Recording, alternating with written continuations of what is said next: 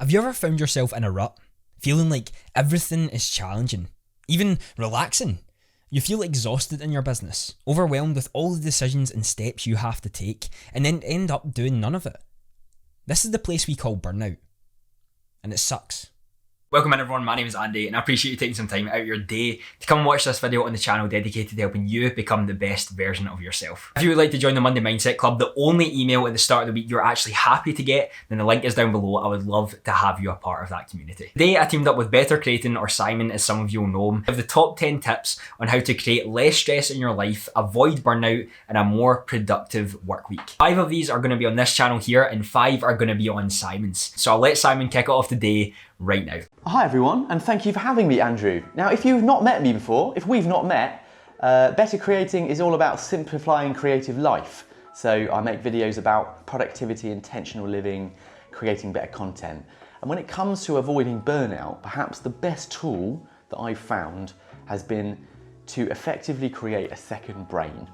Now, this is a kind of idea that Tiago Forte talks about, but it's also based on David Allen's amazing seminal book, Getting Things Done, and his quote, which goes something like, "Your brain is for having ideas, not for holding them. So I think create a second one." That idea is an absolute game changer, and it's totally changed the way I approach both my freelance career, working in the theatre, and running my YouTube channel. And it's been the guiding principle I've used to build this kind of productivity system in Notion. If you don't know about Notion, it's essentially an all-in-one free-to-use workspace that you can completely kind of build templates and build your own systems. And it's the best way I found to build a kind of a system that allows you to have some proper mental clarity and space to think. Now, as James Clear has famously said in Atomic Habits, we rise to the level of our goals, but we fall to the level of our systems. And by creating this simple, tailored life management system in Notion, I've been able to quickly capture ideas and tasks as they come to me, and then put them into a system that automatically returns them to me in the right place and at the right time, so I don't have to think about them. And B, I know that the knowledge and thinking I'm doing will actively be fed back into meaningful outputs in a productive way. So my Notion template also allows me to manage my daily tasks, plan the week, time box my work through the integration with Google Calendar, and get work done through templates that simplify and streamline the number of actions you need to take as a result. So I thoroughly recommend considering how you might build your own system. It might be a piece of paper, it might be something like this system on Notion, but whichever way you look at it, it's worth doing. And if you're interested, there's a ton of videos over on Better Creating in terms of working with Notion, building this, and templates you can download. So, second brain systems, good. The second brain formula has honestly allowed me to understand my life and create a better plan for everything that I'm doing. And Simon has some fantastic videos on Notion on how to actually do that. Just another reason to go and check out his channel. For the second tip, we're going to cover delegation in your work. You may have tried this before, and it can definitely be a challenge as you're trying to create your own content with what you're doing, but now you also have to be a leader in that field. Delegating tasks away is tough because you are the face of your business and nobody else could do it the way that you can do it, right? In a sense, this is true. Someone is not going to think exactly the way that you do. But if they can perform a task that you do not enjoy with 80% of the standard that you can create just from the get-go, and they can work their way up over that, would you not do it right away? Of course, delegating away can come with some costs, as you may have to pay someone. But if you can find someone who's looking for experience, or even charging a smaller fee than someone else, would it not be great to build up a business relationship and be able to delegate tasks away that you do not enjoy to focus on the things that you do more? If you can delegate tasks away for yourself, then you can have more drive for what you actually want to do. And using Pareto's principle, you can find out where 80% of your success is coming from to then delegate away the tasks that you don't enjoy but are still providing you with ways to move forward in your business. In order to be less stressed within what you do, then delegation is important, especially if you're someone who wants to live a life that you choose to live and how you do it. And if you want to be someone where your business can run when you aren't even there. Delegation is going to be an important part of your business foundation as you consistently grow.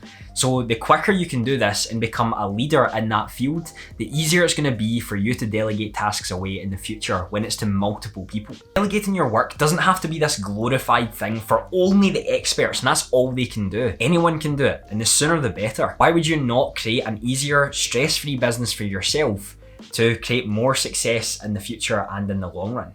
That's a great call, and it leads nicely on to this next one, which is about how you manage your energy effectively. And that is working smarter versus working harder. I think it's easy to be seduced by the idea that work will be painful and exhausting if it's really going to get you somewhere. Just like owning more things can feel like we are more successful and happy, that's not always the case. And in fact, this can be a presumption that we have signed up to blindly. Shifting your perspective to analyse the work that you do by impact rather than time and effort spent can be an amazing way to reduce your workload, whilst making just as much progress, if not more. If that's not a formula for avoiding burnout, I don't know what is. This is about decluttering your daily grind to focus on the essential, most impactful ways to move forward productively. As Gary Keller says in the great book, The One Thing, it is not that we have too little time to do all the things we need to do, it is that we feel the need to do too many things in the time we have. How true is that? Comment below if it's true to you. It definitely is to me. Think about how you can focus your time to do deep, hard work on the few essential areas that really are bringing value to your life. If the work is hard or challenging, that can be good. It means you're probably doing something new or thinking differently. But that's very different to burning out through thousands of hours of scattered thinking. So just like someone like Marie Kondo suggests we declutter our things by only keeping the things that add value and joy to our lives, try finding ways to do the same with your work. Sift through your approach, spend time doing the things that move you forward to your goals, and find ways to let the rest go. I think it's going to make things easier.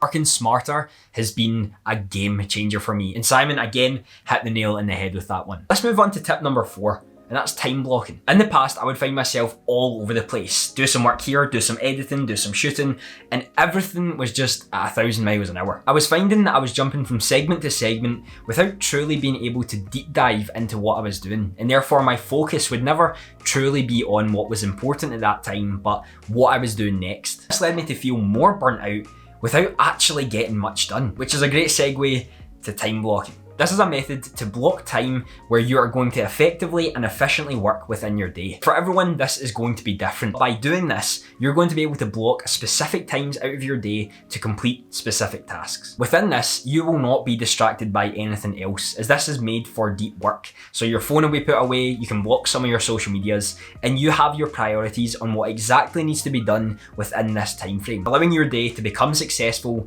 and you already knowing what needs to be done to achieve that. Over time, you begin to create themes within these days. One day is going to be a shooting day, another is going to be an editing day, another is going to be a planning day, and that will allow your stress to lower significantly. You no longer have to think about doing a video on this day and then potentially planning it on the same day and then actually shooting, or we're going to need to edit on the same day as well. Stress will lower drastically because you're actually planning what needs to be done. And the moment you wake up in the morning, you know exactly what you're going to be doing. This doesn't mean that throughout the week you cannot plan and think about some of the things you want to do, but by delegating that time each day, you've blocked an area for no distractions, and your brain is focusing on one thing and one thing alone. To be stress-free, you have to be organized, because when you're not, your mind will race to anything and everything that comes to it the quickest. And with social media and the internet, that happens way more than we think. Give time blocking a go, and I would suggest the theme days to start off with, as you'll be surprised about how productive you'll be in even shorter spaces of time. I could not agree more with that. I am a massive fan of time blocking, and it all links nicely to that idea of planning effectively to make better use of your time in the moment. It's just that sometimes we plan it wrong. Well, often actually if you're me, but here's how to get it right. Understand the planning fallacy. Now, this is something I've talked about on my channel a bit before. It's one of the biggest contributors to burnout, I think, is our innate human ability to misjudge what's possible in a certain time period.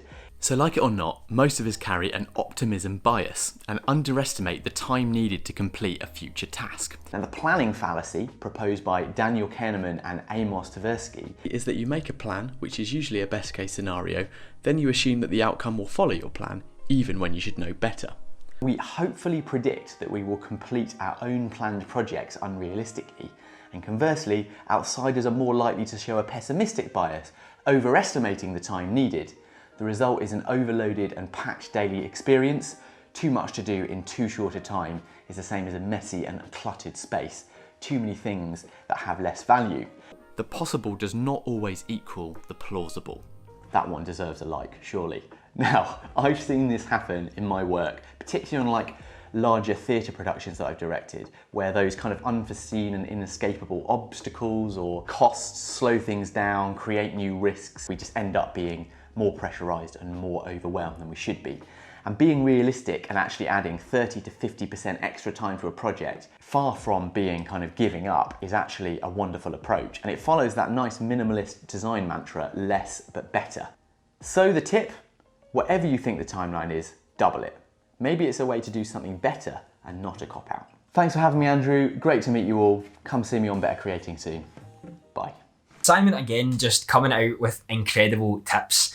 And this is the first collaboration I've ever done. I want to thank Simon again for suggesting to create this collaboration. This is the first time I've ever done it, and I'm really excited to hopefully do it more in the future and work with more creators. Again, please go and drop Simon a subscription and find out the other video over on his channel with 5 more tips on how to create stress-free, productive work in your lifestyle. You will not be disappointed with the tips you're going to get over there. There's some incredible ones too. If you'd like to chat with me or Simon on our social medias, they're all down in the description down below. I want to thank all the Patreons who continue to support me in creating these videos, helping you become the best version of yourself. Have a fantastic day.